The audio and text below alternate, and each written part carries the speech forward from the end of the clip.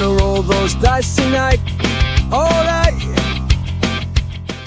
Good morning, friends. Welcome back to the channel. I'm the GM Philosopher, and today we are talking about Sandbox D&D campaigns. Most importantly, how can you run one, make it awesome for your players? So we're going to do two things in this video. First of all, I'm going to take you through the 10 steps to creating and running a successful Sandbox D&D campaign. And then I'm going to show you the two places within those steps where most GMs are making mistakes and how to fix them to make your game even better than ever. You are going to be able to improve the fun of your game, the quality of your game by a large percentage if you do these two things. You're not going to want to miss this. Let's dive into it. All right, let's dive in and talk about these 10 steps. I'm going to go through these fast. I'm not going to really go in depth explaining these because I'm going to try to get these talked about in a fast manner. So number one, define the world and its framework. This includes a map, okay? Step number two, set up multiple plot hooks, okay? I actually talked about this in my last video. You can find this. My video on immersion storytelling covers this. Number three, create a dynamic ecosystem. You want an ecosystem that's populated with cool stuff, and you want to have that fleshed out. Number four, prepare tools for improvisation. There's going to be a lot of improv in Sandbox. Not necessarily more than usual. There should always be some improv. There's always room for improv, but you're going to need it in Sandbox. By the way, do you struggle to come up with plot arcs on the fly? If so, I have the perfect tool for you. It is called my Ultimate Plot Randomizer. It is a free ebook. When you join my email list, you can download this for free. You'll get the link in your first email. It contains 4 D100 tables that will let you roll random plot arcs whenever you need them. Roll the hook, the conflict, and the conclusion, and even add wild and wacky stuff all right there. Download this, print it out, add it to your tool collection, and you will never go without another plot arc again. I give this away for free to help you create awesome plot arcs just like I do. I use this in almost every single session, and you are not going to want to miss out on this, so make sure you grab this. Step number 5, emphasize player agency. This is always important, but with the Sandbox, it's like really, really important. This is like the emphasis. Step number 6, be flexible with your planning. Got to be flexible. Got to know that the players may not always do exactly what you expected. In fact, they'll usually do exactly what you did not expect. Such is the nature of the Sandbox. So be flexible, flexible, flexible. Step number 7, balance freedom with structure. Now, too much freedom and you doing nothing to point the players in any direction, this could yield, let's say, boring, lackluster, non-creative type results. With that being said, too much structure is going to feel like the railroad. Okay, so we don't want to railroad them, so we have to find a balance. Number 8, track player actions and consequences.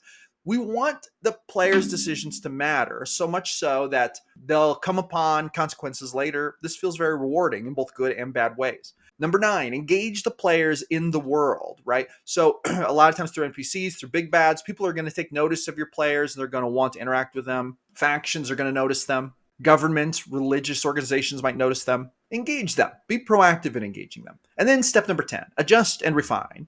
Regularly check in with your players. Make sure they're digging it. If they're not, you know what? Adjust slightly to make it better. Okay, we've gone through the 10 basic steps of how to run a successful Sandbox, and I realized there wasn't much depth there. This is the overarching framework. And you might say to yourself, GM Philosopher, what the heck do you expect me to do with this thin little set of rules, with this thin little set of guidelines that you didn't give me anything to work with? I already knew that. Well, this is actually good news, because the truth is, you've probably heard of what a D&D Sandbox is, hence why you've stopped here to watch this video. What you might not know, what a lot of people don't know, especially new GMs, what they don't know are where this framework tends to go wrong. And that's what we're really going to talk about in this video. We're going to talk about the 2 parts in this process where most GMs struggle, where they don't see the problems coming until they just slam right into them. And then they have a hard time fixing it once it happens. And they have a hard time understanding even what went wrong. So if you do these 2 things, it's going to make your games way more fun, way more engaging. And that's what we're going to talk about now. Talk about the 2 biggest Sandbox mistakes that GMs make and how to fix them, how to prevent them, how to keep them from happening in your game. And this is really important. So let's dive in. By the way, if you're thinking about getting into D&D and you have not yet grabbed your 2024 Player's Handbook or your Monster Manual or your DMG, listen, it's time to grab these. They are worth it if you want to run awesome games at your own table. I realize you can grab a lot of stuff online, but there's no substitute for the real books. I am a qualified Amazon affiliate. So if you purchase your player handbook or your DMG or your monster manual through my channel, I will earn a very small commission at no additional cost to you. It goes to support the channel. Plus, you'll be well equipped to run awesome games at your table, having everything you need to hit the ground running with all the core books. So if you don't have them yet, go down in the description, click on the links, grab your copy today, and let's get those dice rolling. Now, this first area where GMs tend to go wrong, where they tend to make mistakes, is going to sound kind of strange and counterintuitive, and it's going to require a little bit of explanation. So I'm going to try to explain this as best as I can. Though it's actually kind of a difficult thing to explain, and that is not being honest enough or transparent enough. Okay. Now, a lot of times GMs get this idea in their mind that the players need them for a storyline, or that they need them for a plot, or that the players need the GM to make their character narrative awesome, or that the players need the GM for mystery, or they need the GM for name any other kind of narrative structure tool. And to a point, there's a reason why this problem exists, is because the GM is needed for these types of things. The GM is kind of needed for plot twists. The GM is kind of needed for mystery. The GM is kind of needed for like a plot direction kind of. Obviously in a sandbox, those plot points are going to be determined by the player characters rather than having a linear plot structure determined by the GM. But here's what I'm talking about. I find that a lot of GMs make the mistake of sort of treating their players with intellectual kid gloves or transparency kid gloves. They don't give players the full view into what's going on. And let me kind of explain what I mean by this with an example. I'm going to try to give you a good example of this. So the player characters, the characters themselves, they are seasoned adventurers, generally speaking, especially if you're playing D&D. They are exceptional. Okay. They have proficiencies and skills. They've been around. They've seen things. They know some things. They don't know everything, but they know some things. But the point of this isn't to say that player characters are inherently exceptional. The point of this is to say that the amount of information we give to players in full honesty and transparency matters for making the game feel more important and making the game feel more immersive and for raising the emotional stakes in the game. So, for example, let's say that the players come upon a situation where there seemed to be a murder scene and it looks like it was perhaps committed by a wizard of some kind, right? I could say, roll an investigate to check for clues, or whatever. Roll an arcana check to check for clues. So I could say these things and they could make their checks, and I could say, oh, it looks like it was fire, some kind of fire spell. It looks kind of like there was a fireball blast in here. The scorch marks on the body do indeed seem to indicate that a fireball blast was what committed this act of destruction. Damage in the room seems to be consistent with this. Those of you who succeeded at your Arcana check would know that in order to cast a fireball, you would need a spellcaster who is experienced enough to have learned that spell, etc. Okay, now this is a good example of what I would say is the players finding clues that lead them to a conclusion about the crime scene. But I don't like to stop it here. I want to go a little deeper. I want to be a little more honest with the player characters about what is actually going on and what their characters might be able to find. I also want to be a little bit more transparent about the characters' discoveries. And let me describe what I mean by this. And in order to do this, a lot of times I'm going to pick the characters whose classes or skills or proficiencies best align with what I'm trying to be honest and transparent about. So in this case, with the fireball, I'm probably going to be most likely to choose a spellcaster, especially a spellcaster who is high enough level to cast fireball. They're going to be the most likely candidates for more honesty and transparency. But what I'm going to say to the spellcasters, I'm going to say, hey, roll me an intelligence check real quick. So they're going to roll it. And I'm going to say, that, in order for someone to cast fireball, like as a wizard spell, they would need the material components, which is a ball of bat guano and sulfur. Now, that not all spellcasters need to have material components to do this.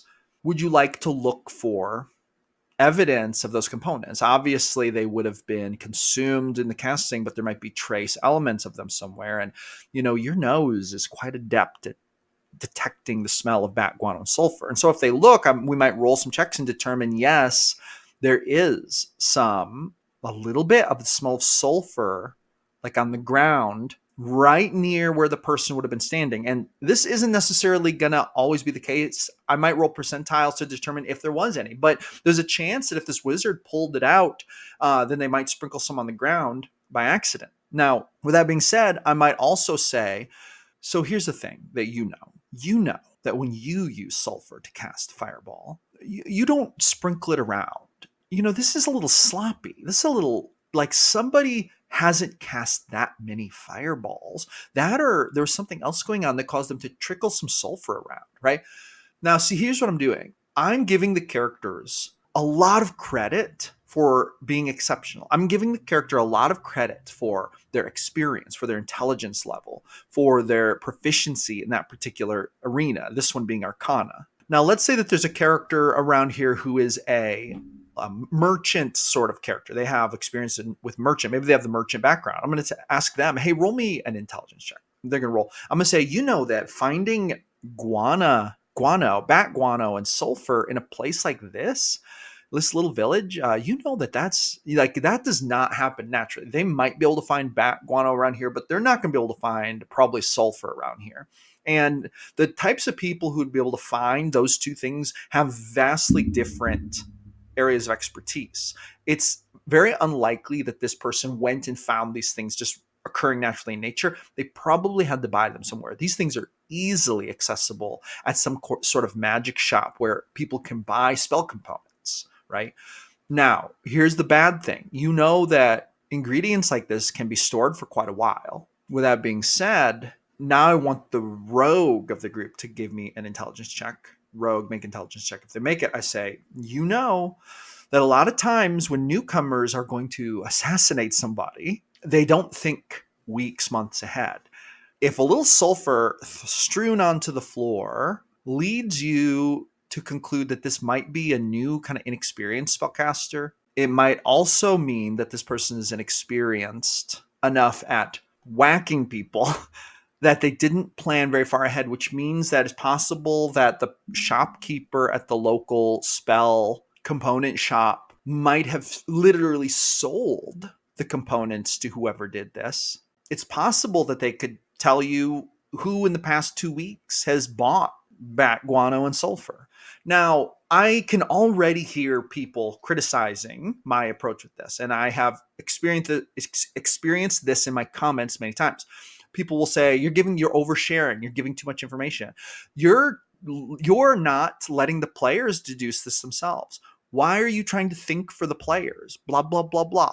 I hear these kind of criticisms all the time in my comments when I talk about this, because I've talked about this in other videos. But let me tell you something. I've been running games for over 2 decades at this point. I've ran a lot of games. I've had very many successful games. I've had players who have played with me for years and years and years, going on 10 years by now, just because they enjoy playing games with me. And this is how I always run these things in my games. And I've never, ever, while running a game, gotten any kind of complaint about this. And here's why. Player characters want to have their due given to them. As GMs, it is virtually impossible for us to give them the entire context of the setting. You can describe the room, you can describe the clues, you can describe what they find.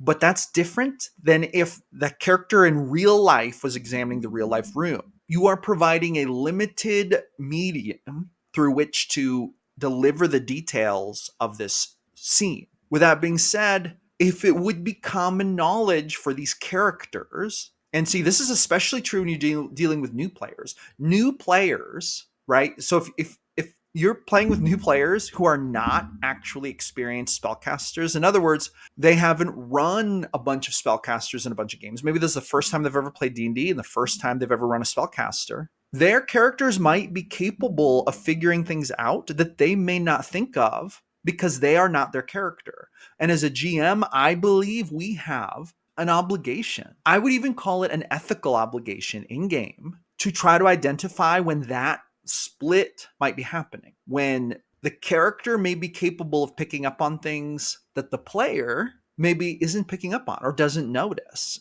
even with evidence there. They may not think of it. In a way, this is sort of like the reverse of metagaming. Metagaming is when the player tries to project information onto their character that their character would know. This phenomenon is often referred to as a lack of character knowledge accommodation, or even as just a failure to provide context. But the truth is that if we as GMs do not give the players all the context possible, including context that their characters would know that they may not think of, we're not being completely transparent and honest. This is going to lead to barriers in roleplay, and these things are going to frustrate players eventually. Here's the hard thing. Players may not notice this frustrating thing happening if they don't know any better. But there's going to come a point to where experienced role players are going to know, listen, my character is proficient in Arcana. They have an intelligence of 16. They would know. They would know more than you're telling me. They would find more. And they're probably right. They're probably right. This is called giving players way more agency. And this speaks right again to the point here. Not being honest and transparent with your players is something that can cause a lot of problems. Okay. So my prescription for avoiding this problem is this. Always think to yourself in every situation, okay, in this situation, am I being honest and transparent enough with the players that their characters are operating with all the information they rightfully should have? I'll be honest with you. I think it's gimmicky when GMs do this thing where, like, for example, players come into a room and they say, do I see anything in the room? And then the GM says, right now, all you see are 4 brick walls, and then there's one door behind you. So the players can look around and they think, well, there's nothing in here. Let's leave. So they leave. And then the GM just plays it off. But then they realize later on that there's nowhere else to go. And then they come back to this room, and then the GM says, what do you want to do? And they say, well, there's nothing in this room. Is there? I want to look around again. Do I see anything? Like, is there anything in here? The GM says, you don't see anything. Right. And then there's just this like pause. There's this stalling. And then the players are like maybe frustrated and they say, this is so weird.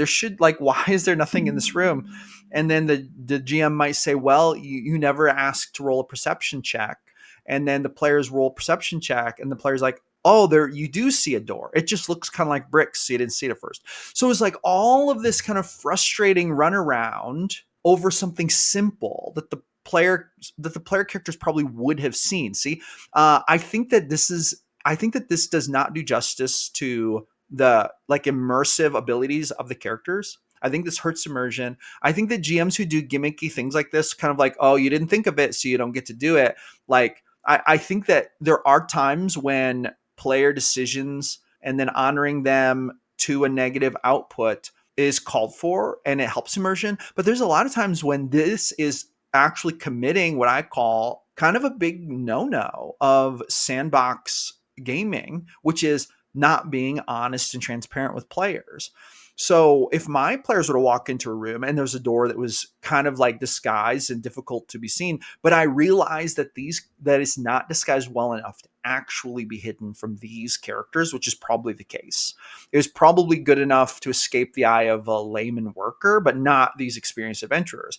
I would say, hey, make me a perception check. And unless they just failed their perception check, then I would say, you see a door. Like, at first it kind of just looks like rock, but then you see that there is a door. You see that it was kind of tried to be camouflaged, obviously not well enough to escape your vision. You're more experienced than the average bricklayer or worker, but you do see a door. What would you like to do? Do you want to try to interact with it or anything? Right. So I'm giving credit to the characters for their abilities and their skill levels and what the reality of the situation is. And I'm not like getting hung up on gimmicks, and I'm not trying to hide things that the characters would naturally see. Okay. So anyway, boom. That is number one. That's the first mistake that I see a lot of GMs make when running sandboxes is just not being completely honest and transparent with players. And the reason this is such a big mistake is because it keeps players from being able to make immersive character-based decisions that will maybe lead them on the plot they want to go on. Like if they're not given full context, in honesty and transparency, they're not going to be able to make the best decisions for the kind of story they want to run. And that could quickly lead to frustration. And that's what I have seen that. I've seen players get very frustrated about that. So boom, now we're going to move on to mistake number 2 that GMs tend to make in sandbox games. With that being said, I do want to take a quick break to let you know about my product of the video. This is my latest book to come out of GM Philosophy Publishing, The Haunting at Ashburrow. This is a 5-session plot arc adventure module designed for any fantasy TTRPG system. Let me show you what's in this. The Haunting at Ashburrow is the story of a small elven village that has been plagued by a demonic haunting for the last 400 years. Right from the get-go, you'll see the campaign goals and possible endings, as well as the full story and background for the campaign, meant only for the GM's eyes. Setting up the campaign is easy. The players, hired by the Bronze Accord Fighters Guild, have been tasked with going to the village and accepting a contract hired by the mysterious but wealthy patron Gideon O'Neill to eliminate a demonic presence that has been terrorizing the village for 400 years. But little do the characters know, they're going to uncover a lot of mystery. Each session is broken up into a series of goals, making it easy to follow the storyline without railroading the players. Plus, there are plenty of interesting and unforgettable NPCs, complete with artwork and also details to help you roleplay them. Now, this book comes in 3 awesome versions. There's a soft cover version, there's the hardcover version. It's super cool, looks amazing, or you can grab it in an affordable ebook option. Links are in the descriptions. You can buy this on my Blurb bookstore today. Do not delay. Grab it, run it, make it your own. Grab the copy that's right for you today. All right, now it's time to talk about the second problem that GMs tend to run into in running sandboxes, and that is focusing too much on plot or keeping away from a predetermined plot line instead of focusing enough on interactions. Now, let me explain what I mean by this. Whenever people start talking about sandboxing, they inevitably start talking about plot lines. They say things like, oh, a sandbox shouldn't have a predetermined linear plot. The plot line should be determined basically by the working together of the GM and the players, but ultimately it should be completely player choices that drive the narrative. This sort of flies in the face of having an overarching plot that the players will get involved in. There can be overarching plots, but there should be no expectation that players will follow that plot. And while the ramifications of long-term plots can still happen in the world, they may or may not even affect the players. Hence, the magic of the sandbox. Players get to create their own destinies, free of the expectation of following a predetermined plotline by the GM. Plotlines may be determined by the GM, and they may be suggested in the form of plot hooks, but the players get to choose whether or not they bite. So when you go in the direction of the sandbox, you're basically going in the direction of saying, I release the players from having any commitment of feeling like they need to follow any of my campaign arcs. I'm not going to hold them to that expectation. Now, here's what can happen though. Plot can get way too much attention. Lack of plot. The GM basically standing up and saying, I refuse to force my players on a predetermined plot line. That means I'm a sandbox GM. This kind of idea, this plot line level idea, can occupy way too much bandwidth, and it can overshadow what's actually a lot more important, which is the interactions that go on in the game. I see this happening over and over and over again. I see GMs sit back and let the players do whatever they want, at the expense of not even putting interactions into the game that are high in quality, because the GM seems to believe that by projecting interactions onto the player characters, they're trying to force a plotline narrative on them. And this breaks the sandbox concept. I see this as being a huge mistake. I think that it's really important to put focused, intentional, well thought out, interesting, unique, provocative interactions onto the players. This means NPCs walking up to them and doing things. This means them seeing things happening. This means enemies acting upon them. This means the church trying to recruit them. This means the guild trying to recruit them. This means the other guild trying to wipe them out. Okay, player characters existence in the world is going to draw attention, and people are going to approach them for a wide variety of different reasons. People are also going to do things around them, sometimes related to them, and sometimes just because it's coincidence. And making the quality of these interactions really high is going to make your game so much better than any decisions you make about plotline. A story with a super linear plotline that borders on railroady in the plotline sense can be salvaged and made fun by awesome interactions. And while player agency is required in a general sense to not make players frustrated with railroading, a sandbox game with crappy interactions that are boring, interactions that don't evoke any emotion, interactions that don't create any sense of emotional connection to the game, this sandbox is probably going to feel dull and drab to the players. Now, I'm not trying to be rude about this because I understand the fear. I think that there are a lot of GMs who are afraid of two things when it comes to interactions. I think number one, they're afraid of taking the spotlight away from players, which is beat into GMs with a metaphysical hammer. I said metaphysical instead of metaphorical because we're talking about D&D. Did you catch that? It's beat into them with the metaphysical hammer of narrative law that if they project a spotlight onto anything other than the player characters, they're basically a piece of crap GM. They should be writing a book instead of running a game.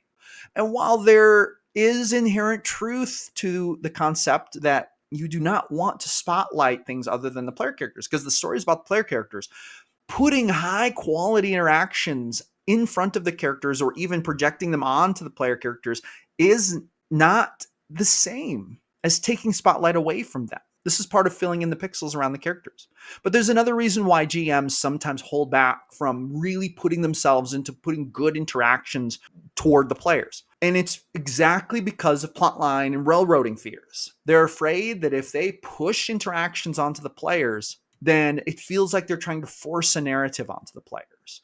GMs might default to saying, I'm just going to sit back and let the players kind of do whatever, and I'm only going to describe a little bit of what's going on around them. I want them to choose their adventure. Okay, but they need pixels to interact with. If they don't have pixels to interact with, then it's going to be really difficult for them if they're not really proactive gamers. It's going to be really difficult for them to find any sense of anything meaningful unless there are things put in front of them. But also, this can render the game maybe theoretically at a structural level, very player agency driven, but at the experiential level, very dull and drab and boring. And it can lack emotional connection that way.